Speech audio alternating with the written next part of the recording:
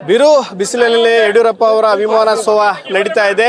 ಈ ಬಿರು ಬಿಸಿಲಿನಿಂದ ಬಂದಂತ ಅವರ ಅಭಿಮಾನಿಗಳಿಗೆ ನೀರು ಮತ್ತು ಮಜ್ಜಿಗೆನ ವಿತರಿಸುವಂತ ಕೆಲಸವನ್ನ ಬಿಜೆಪಿ ನಾಯಕರು ಮಾಡ್ತಾ ಇದ್ದಾರೆ. ಯಾಕಂದ್ರೆ ಈ ಬಿರು ಬಿಸಿಲಲ್ಲೂ ಕೂಡ ಲಕ್ಷಾಂತರ ಸಂಖ್ಯೆಯಲ್ಲಿ ಅಭಿಮಾನಿಗಳು ಹರಿದು ಬರ್ತಾ ಇದ್ದಾರೆ. ಹೀಗಾಗಿ ಅವರನ್ನ ತಂಪು ಮಾಡಬೇಕು ಅನ್ನೋ ದೃಷ್ಟಿಯಿಂದ ಮಜ್ಜಿಗೆ ಮತ್ತು ನೀರನ್ನ ಯಾಕಂದ್ರೆ ಜಾಸ್ತಿ ದಾಹ ಉಂಟಾಗುತ್ತೆ ಈ ಬಿಸಿಲಿನಿಂದ, ಅದರಲ್ಲೂ ಕೋಟೆನಾಡು ಸಾಕಷ್ಟು ಬಿಸಿಲು. ಹೀಗಾಗಿ ಈ ಉದ್ದೇಶದಿಂದಲೇ ಲಕ್ಷಾಂತರ ಮಜ್ಜಿಗೆ ಪ್ಯಾಕೆಟ್, ನೀರಿನ ಪ್ಯಾಕೆಟ್ ಅನ್ನ ಈಗಾಗಲೇ ಬಿಜೆಪಿ ನಾಯಕರು ಮುಖಂಡರು ತರುವಂತ ಕೆಲಸವನ್ನು ಮಾಡಿದ್ದಾರೆ. ಅವರಿಗೆ ಸಮಾವೇಶಕ್ಕೆ ಹೋಗುವಂತ ಜಾಗದಲ್ಲಿ ಅವರಿಗೆ ಮಜ್ಜಿಗೆ ಮತ್ತು ನೀರನ್ನ ವಿತರಣೆಯನ್ನ ಮಾಡುವಂತ ಕೆಲಸವನ್ನ ಮಾಡ್ತಾ ಇದ್ದಾರೆ.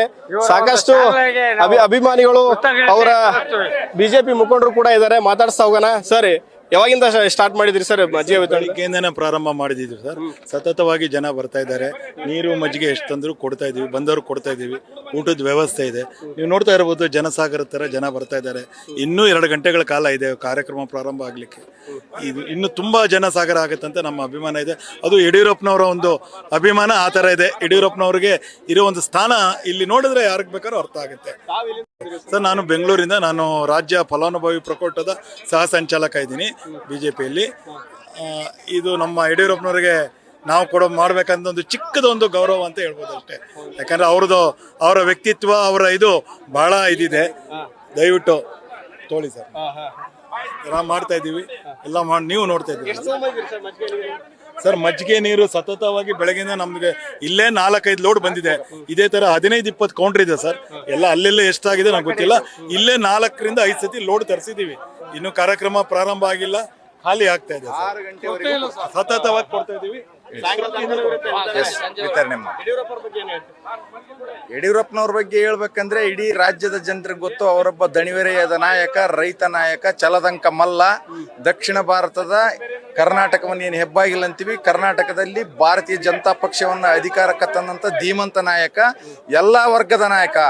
ಒಂದು ಜಾತಿಗೆ ಸೀಮಿತವಾದಂತ ವ್ಯಕ್ತಿ ಅಲ್ಲ. ಮುಂದಿನ ದಿನಗಳಲ್ಲಿ ನಮ್ಮ ಪಾರ್ಟಿ ಮತ್ತೆ 150+ ಗೆದ್ದು ರಾಜ್ಯದಲ್ಲಿ ಅಧಿಕಾರ ಮಾಡುತ್ತೆ. ಅಭಿಮಾನೋತ್ಸವ ಮಾಡೋದು ಯಡಿಯೂರಪ್ಪನವರ ಅವರು ನಡೆದು ಬಂದಂತ ದಾರಿ ಏನು, ಇವತ್ತು ರಾಜಕೀಯ ಜೀವನ 50 ವರ್ಷಗಳನ್ನು ಪೂರೈಸ್ತಾ ಇದ್ದಾರೆ. ಹಾಗಾಗಿ ಅವರಿಗೆ ಒಂದು ಅಭಿನಂದನಾ ಪೂರ್ವಂತ ಕಾರ್ಯಕ್ರಮ ಇದೆ ಎಲ್ಲಾ ಕಾರ್ಯಕರ್ತರ ಕಡೆಯಿಂದ. ಹೌದು, ರಾಷ್ಟ್ರೀಯ ನಾಯಕ ಅಮಿತ್ ಶಾ ಜಿ ಅವರು ಮಾಡ್ಕೊಳ್ಬೇಕಲ್ಲ. ರಾಷ್ಟ್ರೀಯ ನಾಯಕರ ನಮ್ದು ರಾಯಚೂರು ಜಿಲ್ಲೆ ಸಿಂಧನೂರು ಮಂಡಲ, ಮಲ್ಲಿಕಾರ್ಜುನ್ ಜೀನೂರ್ ಅಂತೇಳಿ.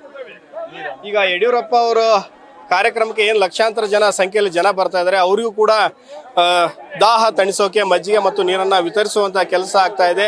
ಬೇರೆ ಬೇರೆ ಜಿಲ್ಲೆಯಿಂದಲೂ ಕೂಡ ಸಾಕಷ್ಟು ಕಾರ್ಯಕರ್ತರು ಬಂದರೆ ವಾಲಂಟಿಯರ್ ಆಗಿ, ಅಂದ್ರೆ ಯಡಿಯೂರಪ್ಪ ಅವರಿಗೆ ಒಂದು ಗೌರವ ಸಲ್ಲಿಸಬೇಕು. ನಾವು ಅವರಿಂದ ಸಾಕಷ್ಟು ಯೋಜನೆಗಳನ್ನ, ಫಲಾನುಭವನ್ನ ಪಡೆದಿದ್ದೀವಿ. ಹೀಗಾಗಿ ಅವರಿಗೆ ಗೌರವ ಸೂಚಿಸಬೇಕು ಅನ್ನೋ ದೃಷ್ಟಿಯಿಂದ ಈ ಸಂಖ್ಯೆಯಲ್ಲಿ ಬರ್ತಾ ಇದ್ದೀವಿ. ನಾವು ಕಾರ್ಯಕ್ರಮಕ್ಕೆ ಅಟೆಂಡ್ ಆಗ್ತೀವಿ.